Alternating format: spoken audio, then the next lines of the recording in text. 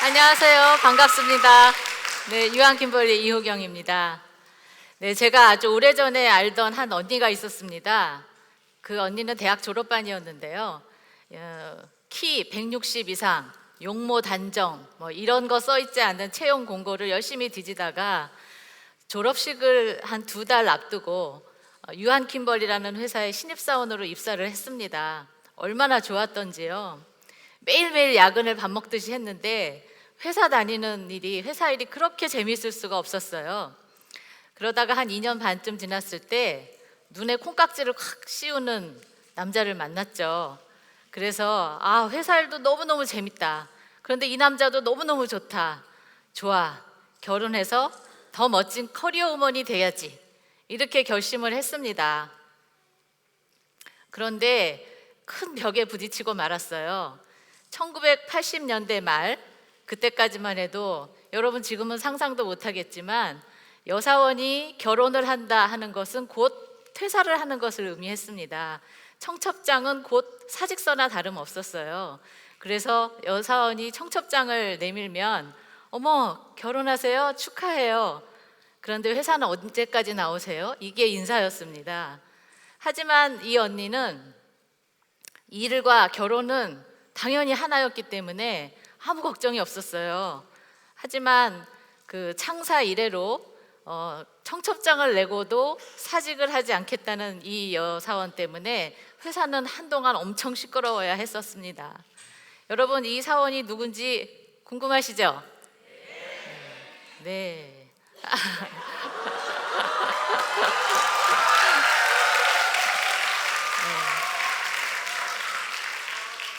사직서나 다름없었던 청첩장을 내고도 창사 이래 최초로 회사를 퇴사하지 않았던 여사원, 네, 바로 여기 서 있습니다. 그리고 이 여사원의 눈에 콩깍지를 확 씌운 남자가 바로 이 남자인데요. 지금도 콩깍지 아직 이 눈 안에 있습니다.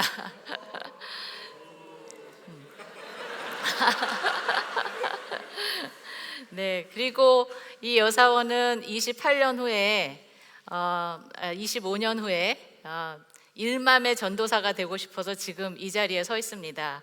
직장 생활 28년 차이고요. 일맘으로는 24년 차입니다. 일맘이 뭐냐고요? 일맘은 매일 행복한 워킹맘이라는 뜻입니다. 우리가 워킹맘이라는 말은 많이 하는데요.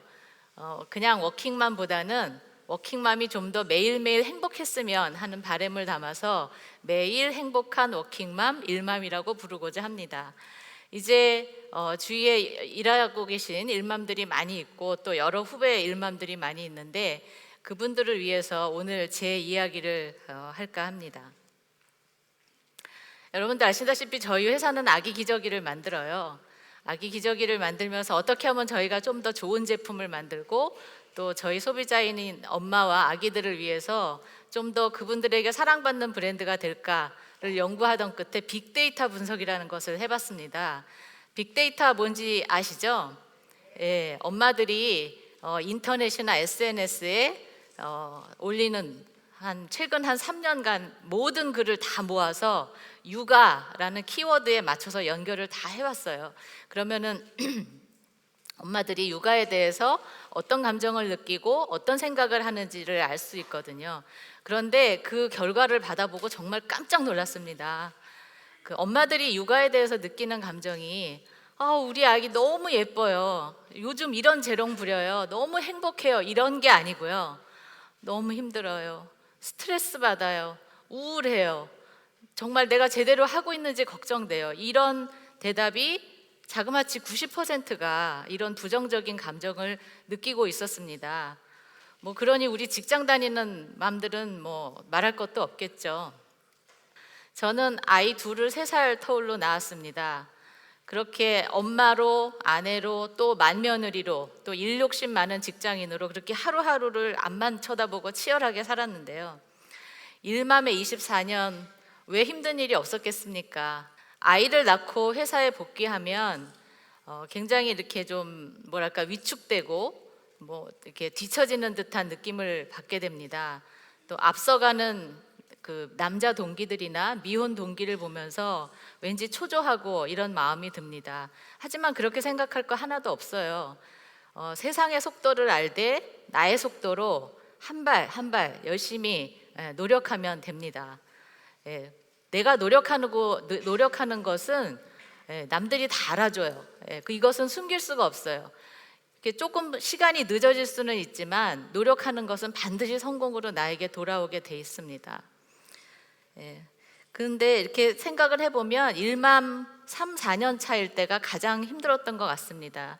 왜냐하면 회사에서는 가장 일이 많이 이렇게 한참 피치가 올라서 일이 나한테 많이 올 때이고, 또 고맘때의 아이들은 한참 내 손이 제일 많이 필요로 할 때이기 때문에 굉장히 가장 힘든 때인 것 같지만, 그게 또 시간이 흐르면서 아이도 어른도 같이 경험이 쌓이고 좀 성숙해지면서 서로 익숙해지고 하면서 이렇게 생활이 지금은 힘들지만 금방 추억할 수 있는 과거가 되는 것 같습니다. 여러분, 하루는 길고 1년은 짧고 10년은 더 짧다라는 말이 있습니다. 이게 서로 안 해봐서 그런 거지, 지나고 나면 굉장히 포기하지 않고 끝까지 할 수 있는 그런 시간이 되는 것 같습니다. 그래서 끝까지 밀고 나가시기를 당부를 드립니다. 또 우리는 좀 당당해져야 됩니다. 제가 1990년 12월에 큰 아이를 낳았어요. 그리고 회사에 복귀했는데, 그때는 출산 휴가가 산전산후 합쳐서 딱 60일, 60일 후에 아이를 떼어놓고 나오는데, 가장 큰 걱정이, 이거 내가 이렇게 아이하고 같이 있지 않아도 우리 아이가 정서적으로 제대로 형성이 될까, 혹시 잘못되는 건 아닌가, 이게 가장 불안했어요.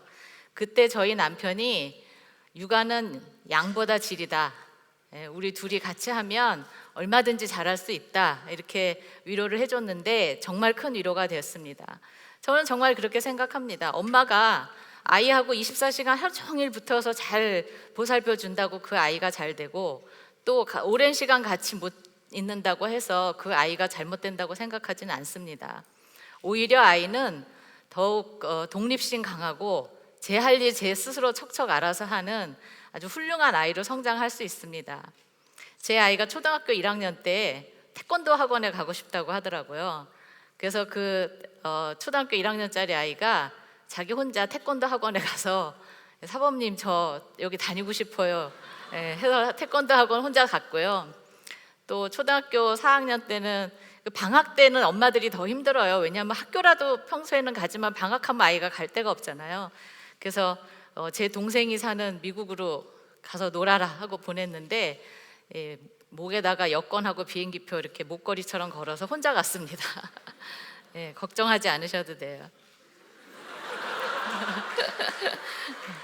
저희 남편은 육아에 적극 동참했습니다. 동참한 게 아니고 당연하죠. 자기 아이, 자기 자식이니까요. 자기 일을 한 거죠. 저는 남편이 육아와 가사를 도와줬다, 잘 도와준다, 이런 말은 이건 잘못된 표현이라고 생각을 합니다. 자기 자식 키우는 일을 왜 도와준다고 하죠? 그건 자기 일이니까요. 그리고 자기가 살고 먹고 잠자고 쉬고 하면서 옷도 깨끗이 빨아 입어야 되고 밥도 해 먹어야 되고 또 청소도 해야 되고 하는 일이 왜 자기 일이 아닌데 남의 일을 해주는 것처럼, 남의 일을 대신 도와준다는 것은 뭔가 자기 일이 아닌데 자기 것을 좀 희생하면서 그 사람을 위해서 대신 해준다는 뜻이잖아요. 근데 그거는 자기 일이기 때문에 도와준다는 표현은 맞지가 않는 거죠. 여러분들 남편은 어떠시나요? 육아와 가사를 잘 도와주시나요? 아니면 알아서 잘 하나요? 이거 만일 그렇지 않다면 당당히 분담하자고 요구하셔야 합니다. 그리고 여기서 남편 사용 설명서 하나. 남편들한테 일을 시킬 때는 좀 구체적으로 설명을 해줘야 돼요. 당신이 할 일은 청소하기, 이렇게 하면 안 되고요. 청소기 돌리고 청소기에 먼지통 비우기. 그리고 쓰레기 버리고 쓰레기통에 새 쓰레기 봉투 씌우기. 네, 이렇게 구체적으로 설명을 해주시면 아주 잘합니다. 물론 다음에는 칭찬과 사랑을 듬뿍 실어서 네, 뭐 뽀뽀 한 방 이런 거 좋고요. 또 계란말이에 케찹으로 하트 뿅뿅뿅 이런 거 예, 이런 거 필요합니다. 그리고 회사에서는 그래요. 회사에서는 내가 할 일을 잘하면 됩니다. 회사가 나한테 원하는 것은 내가 일을 잘해서 회사에 기여를 하는 것입니다. 특히나 요즘 같은 인터넷 시대에 뭐 시간과 공간 이런 거는 중요한 것이 아니라고 봅니다. 우리 일맘들은 어떤 때는 뭐 조금 늦게 출근해야 한다든지 아니면 조금 일찍 퇴근을 해야 된다든지 하는 일 생길 수 있습니다. 하지만 얼마든지 극복할 수 있어요. 컴퓨터 집에 가져가세요. 뭐 낮에 좀 못하면 밤에 좀 보충하면 되고, 요즘 같은 인터넷 시대에 내가 몇 시에 일하는지 어디서 일하는지 이게 중요한 거는 아니라고 봅니다. 얼마든지 방법을 찾을 수 있습니다.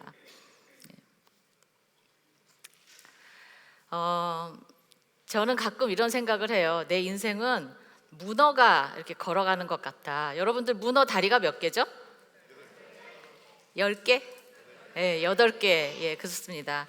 인생에는 이렇게 많은 국면이 있죠. 여러 다리가 이렇게 있는 것처럼 여러 국면이 있습니다. 하지만 그 문어가 걸어가는 걸 한번 상상해 보면 이런 여러 국면을 가지고 마치 이 북한 군인들이 이렇게 행진할 때 다리 착착 맞춰서 걸어가잖아요. 이 8개의 다리가 이렇게 착착 맞춰서 걸어갈 수는 똑같은 속도로 걸어갈 수가 없습니다. 아마 어떤 다리는 뒤로 향해 뻗는 다리도 있을 거예요. 하지만 몸은 이렇게 앞으로 가잖아요.